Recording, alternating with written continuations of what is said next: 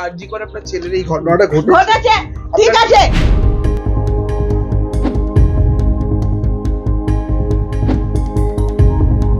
চলে গেছে, আমি ছেলে পাবো? ছেলেকে জেলে কে দিল? যে ফাঁসিয়েছে তাকে ভগবান কোনদিন সুখী শান্তি দেবে না। কে ফাঁসিয়েছে আমি কি করে জানি? আমি জানি ওখানে আমি ডিউটি করছিলাম, আমি টাকাটা খেয়েছিলাম। তুই এত বড় কাজটা করলো কি করে?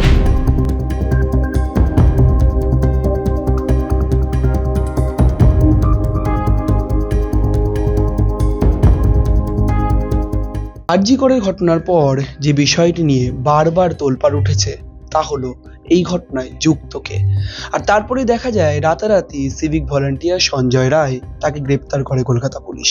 কিন্তু এখানেই প্রশ্ন ওঠে যে এই সঞ্জয় কিভাবে হাসপাতালে ঢুকলো? সত্যিই কি এই নিকৃষ্ট অপরাধের সঙ্গে সঞ্জয় একমাত্র জড়িত? একাধিক প্রশ্ন, একাধিক ধোঁয়াশা রয়েছে, আমরা জানি না ঠিক কি। আমার সঙ্গে রয়েছেন সঞ্জয়ের মা। দিদি, আপনাকে স্বাগত। আমি জানি আপনার মানসিক অবস্থা এই মুহূর্তে অত্যন্ত। আপনি কি মনে করেন যে এই নৃশংস ঘটনার সঙ্গে শুধু সঞ্জয় একাই জড়িত থাকতে পারে? আমি কি করে বলবো? আমার এটা আমি কিছুই জানি না, তো আমি কি বলবো? কিন্তু আপনি কি বিশ্বাস করেন যে আপনার ছেলে এরকম ঘটনা ঘটাতে পারে? আমি কি বলতে পারি?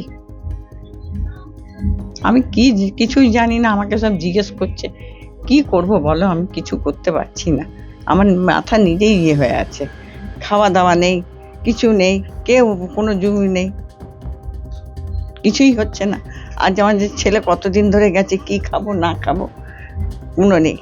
স্বামী চলে গেল, একটা মেয়ে চলে গেল, কি অবস্থা আমার এই বৃদ্ধ মায়ের বলুন। টাকা পয়সা সব কিছু আমার যা ছিল সব নিয়ে গেল, আর কি দেব?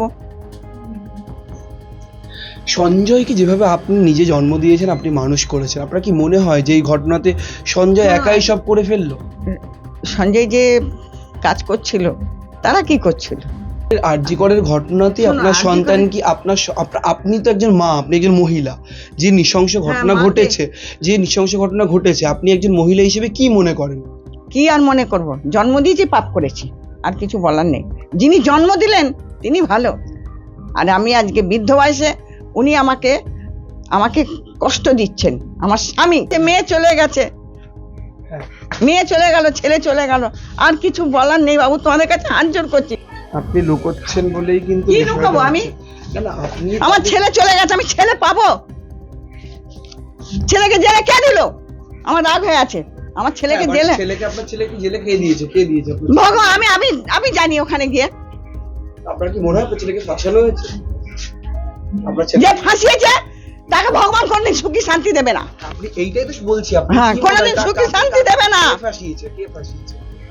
কে ফাঁসিয়েছে আমি কি করে জানি? আমি জানি ওখানে আমি ডিউটি করছিলাম, আমি টাকাটা খেয়েছিলাম। আমি আর কথা শোনার দরকার নেই।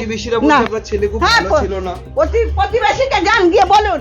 প্রতিবেশীকে, আপনার ছেলেকে কারা ফাঁসালো যদি একটু বলতেন? আপনার ছেলেকে কারা ফাঁসালো? আমি নাম জানি। আপনি কি সন্দেহ করছেন মা হিসেবে? আপনার ছেলেকে কারা ফাঁসাতে পারে বলে আপনি সন্দেহ করছেন? কাকে বলবো বলো?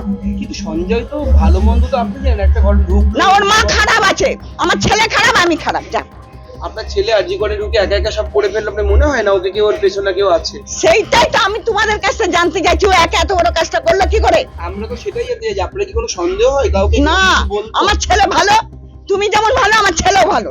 যে ফাঁসালো তার কোনোদিন সুখী হবে না। আপনার ছেলে অপরাধ করেনি?